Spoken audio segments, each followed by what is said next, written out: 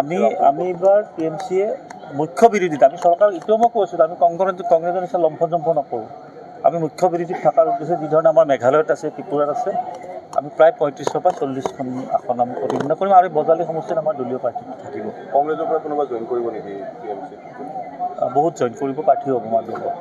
মানে আমাৰ এতিয়ালৈ 20ৰ পৰা 25গৰাকী ৰেডি হৈ আছে, নিৰ্বাচন খেলিব আমাৰ দলৰ। আৰু কংগ্ৰেছৰ যিসকলে টকা দি টিকট নাপাব, যাৰ গণভিত্তি আছে বা যিসকলক ৰাইজে গ্ৰহণ কৰে, দলত ফাণ্ড দিছিলে, যিসকলে নাপাব সেইবিলাক আমি সময়ত যোগদান কৰিব। আমাৰ কিমানজন কংগ্ৰেছৰ নেতাই যোগদান কৰি আছে? প্ৰায় 12ৰ পৰা 15জন নেতা যোগদানে নহয়, আমাৰ দলৰ প্ৰাৰ্থিত্ব হ'ব কংগ্ৰেছৰ।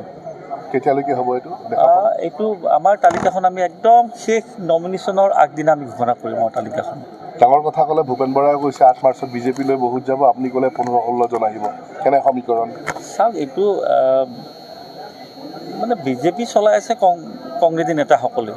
এতিয়া ভূপেন বৰা যোৱাৰ লগে লগে ভূপেন বৰাৰ যিখিনিৰ লগত আছিলে সোমে বাৱে সেইখিনিও যাব, এইটো স্বাভাৱিক কথা। কিন্তু কেৱল যোৱাই নহয়, দলটো ধ্বংস কৰি যাব।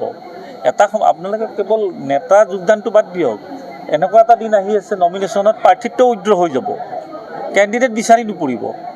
ইয়াত যিমানে লম্ফজম্ফ নকৰক কংগ্ৰেছে, মুখ্যমন্ত্ৰীৰ প্ৰায় 10ৰ পৰা 15% প্ৰাৰ্থী মুখ্যমন্ত্ৰীৰ মতে হ'ব বিজেপি। এয়ে হৈ গ'ল কংগ্ৰেছত, এয়ে হৈ গ'ল কংগ্ৰেছ দলৰ মানে নিৰ্বাচিত এই যিবোৰ প্ৰাৰ্থীবিলাক নিৰ্বাচিত তাৰ প্ৰক্ৰিয়া। মুখ্যমন্ত্ৰী দিব, আকৌ কৈ আছোঁ, 10ৰ পৰা 15% প্ৰাৰ্থী কংগ্ৰেছৰ মুখ্যমন্ত্ৰী চূড়ান্ত কৰিব। আপুনি নিৰ্বাচন খেলিব এইবাৰ? 100% খেলিম। দলৰ এটা নিৰ্দেশ আছে। এতিয়া ধৰি লওক, মই যিটো সমষ্টিত খেলিব ওলাইছোঁ সেই সমষ্টিটোত বিজেপিৰ প্ৰাৰ্থী নাই, অসম গণ পৰিষদৰ প্ৰাৰ্থী নাই, তাত বিজেপিৰ এজেণ্ট আছে, ৰেকিবুদ্দিন আহমেদ চমৰীয়া।